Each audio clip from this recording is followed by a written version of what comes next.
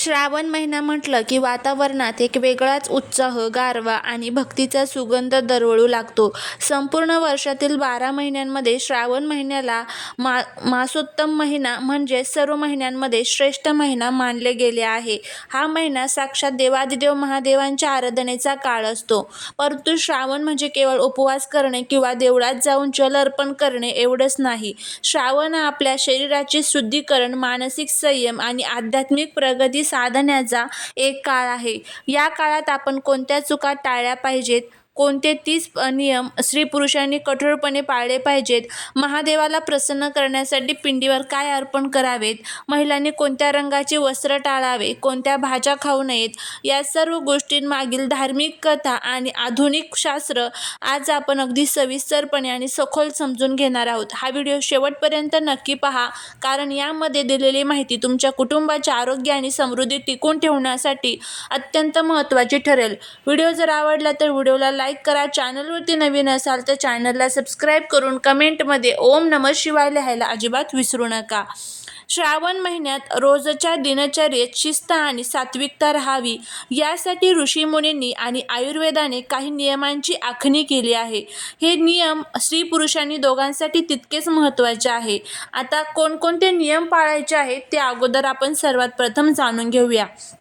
त्यामध्ये पहिला नियम आहे तो म्हणजे श्रावणात सूर्योदयापूर्वी म्हणजेच ब्रह्ममुहूर्तावर सकाळी 4 ते 5च्या दरम्यान उठण्याची सवय लावावी. या वेळेत वातावरणात ऑक्सिजनचे प्रमाण जास्त असते आणि सकारात्मक ऊर्जा उच्च पातळीवरती असते. दुसरा नियम म्हणजे सकाळी उठल्यावर स्वच्छ पाण्याने स्नान करावे. शक्य असल्यास स्नानाच्या पाण्यात थोडे गंगेचे पाणी, तीळ आणि कडुलिंबाची पाने टाकावीत, ज्यामुळे त्वचेचे आरोग्य चांगले राहते. त्यानंतर पुढचा नियम आहे तो म्हणजे या संपूर्ण महिन्यात मांस, मासे, अंडी, कांदा, लसूण आणि तिखट अति मसालेदार पदार्थांचा त्याग करावा. हे पदार्थ शरीरात उष्णता आणि मनात कामक्रोध वाढवतात. मद्यपान, धूम्रपान, तंबाखू किंवा इतर कोणत्याही प्रकारच्या व्यसनांपासून श्रावणात पूर्णपणे दूर राहावे. यामुळे शरीरातील यकृत आणि फुफ्फुसांना पुनर्जीवित होण्याची संधी मिळते. श्रावण महिन्यात शारीरिक संबंध टाळून ब्रह्मचर्याचे पालन करावे. यामुळे शरीरातील ऊर्जा टिकून राहते आणि मानसिक एकाग्रता वाढते. सकाळी आणि संध्याकाळी घरातील देव्हाऱ्यात गाईच्या तुपाचा किंवा तिळाच्या तेलाचा दिवा लावावा. दिव्याच्या ज्योतीमुळे घरातील नकारात्मक ऊर्जा नष्ट होते. रोज शिवलीलामृताचा किमान 1 अध्याय किंवा शिवकवच, रुद्राष्टकम किंवा श्री मनमोहन स्तोत्र याचे पठण करावे. वाचन शक्य नसल्यास ऐकावे. श्रावणात पचनास हलका असलेला आहार घ्यावा. आहारात ताजी फळे, दूध, तूप, साबुदाणा, वरई आणि भिजवलेल्या सात्विक अन्न खावे. श्रावण सोमवार, एकादशी किंवा शिवरात्रीचे उपवास करताना शरीराला त्रास होईल असे कडक उपवास करू नयेत. फलाहार आणि पाण्याचे प्रमाण योग्य ठेवावे. विशेषतः पुरुषांनी श्रावण महिन्यात केस, नखे कापणे किंवा दाढी करणे टाळावे. धार्मिक मान्यतेनुसार यामुळे शरीरातील ऊर्जा अखंड राहते.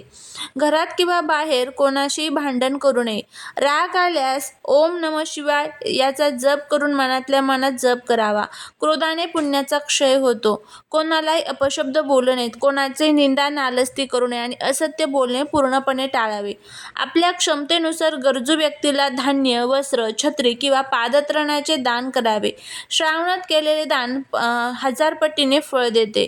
श्रावण महिन्यात अतिमऊ गादीवर झोपण्याऐवजी जमिनीवर चटई किंवा कंबळ अंथरून झोपल्याने पाठीचा कणा मजबूत होतो आणि कामवासना नियंत्रित राहते. श्रावणी सोमवारी दिवसभर उपवास करून संध्याकाळी महादेवाच्या पूजेनंतर एकच वेळ सात्विक जेवण करणे अत्यंत शुभ मानले जाते. पूजेच्या वेळी किंवा मंदिरात जाताना चामड्याचे पट्टे, पाकीट किंवा चप्पल वापरणे टाळावे. चामडे हे प्राण्यांच्या कातड्यांपासून बनत असल्याने ते अशुद्ध मानले जाते. शिवलिंगावर अर्पण करण्यासाठी कच्चे दूध वापरावे, परंतु स्वतः पिण्यासाठी दूध नेहमी चांगले उकळूनच प्यावे. श्रावणात दुपारी झोपल्याने शरीरात कफ आणि तमोगुण वाढतो, ज्यामुळे पचनक्रिया मंदावते आणि आळस वाढतो. श्रावणात नवीन झाडे, विशेषतः बेल, तुळस, आवळा किंवा पिंपळाचे रोप लावावे. कोणती हिरवी झाडे तोडू नयेत. गाईला रोज पहिली पोळी म्हणजेच गोग्रास द्यावी. कुत्रे, मांजर आणि पक्ष्यांना अन्न, पाणी द्यावे. प्राण्यांना त्रास देणे हे महादेवांच्या कोपाला कारणीभूत ठरते.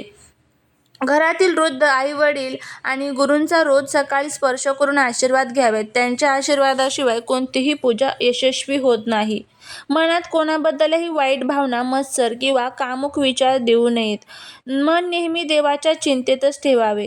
सूर्यास्तानंतर पचनशक्ती अत्यंत मंद होते, त्यामुळे रात्रीच्या वेळी खूप जड किंवा तेलकट अन्न खाणे पूर्णपणे टाळावे. श्रावण महिन्यात पूजेच्या वेळी किंवा इतर वेळी काळ्या रंगाचे कपडे घालणे टाळावे. या काळात तेजस्वी आणि सकारात्मक रंगांचा वापर करावा. तांब्याच्या तांब्यात रात्रभर ठेवलेले पाणी सकाळी प्यावे. जेवणासाठी आणि पूजेसाठी तांबे, पितळ किंवा मातीची भांडी वापरणे आरोग्यदायक असते. नवविवाहित महिलांनी श्रावणातील दर मंगळवारी मंगळागौरीचे व्रत करावे. यामध्ये पतीच्या दीर्घायुष्यासाठी आणि अखंड सौभाग्यासाठी पूजा केली जाते. काम करत असताना, चालताना किंवा मोकळ्या वेळेत मनातल्या मनात पंचाक्षरी मंत्र ओम नमः शिवाय याचा अखंड जप चालू ठेवावा. ज्या ठिकाणी अशुद्धता, मद्यपान आणि अधार्मिक कामे चालतात अशा ठिकाणांपासून श्रावणात पूर्णपणे दूर राहावे. महादेवाला जलाभिषेक करताना लोटाभर पाणी भक्तीने वहावे, परंतु पाण्याचा अपव्यय करू नये. निसर्गातील पाण्याचे स्तोत्र स्वच्छ ठेवावेत.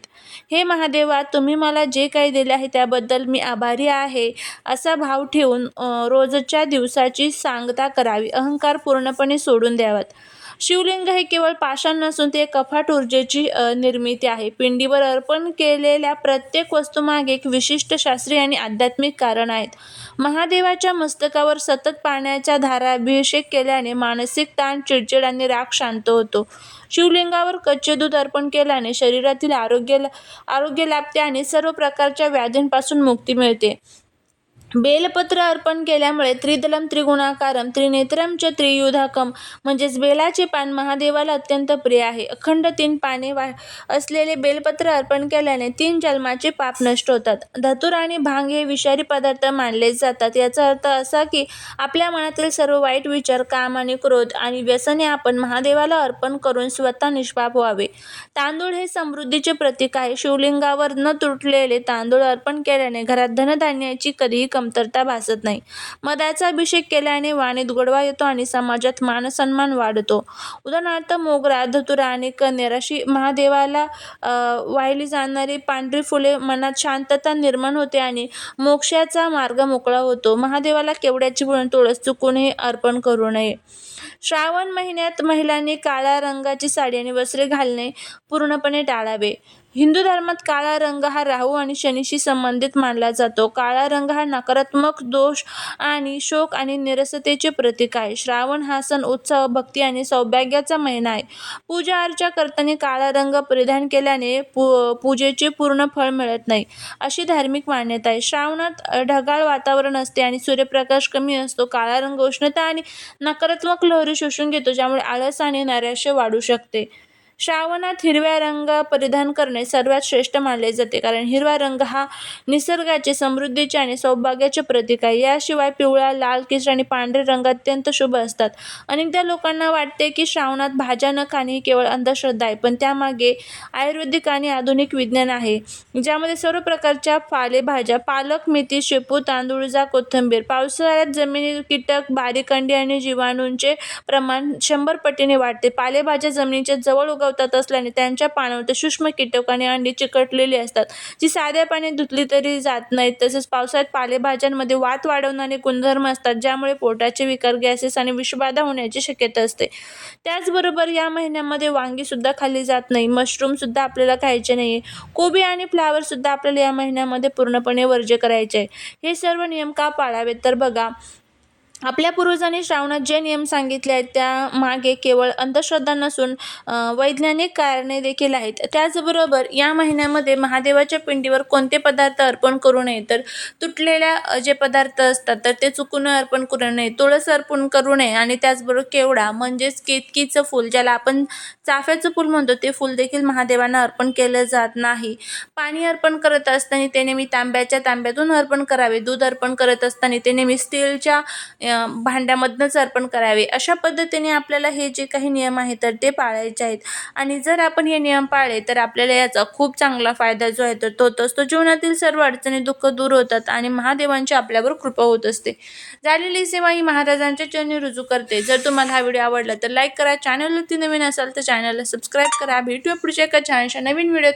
नवीन माहितीसोबत. तोपर्यंत सर्वांना श्री स्वामी समर्थ.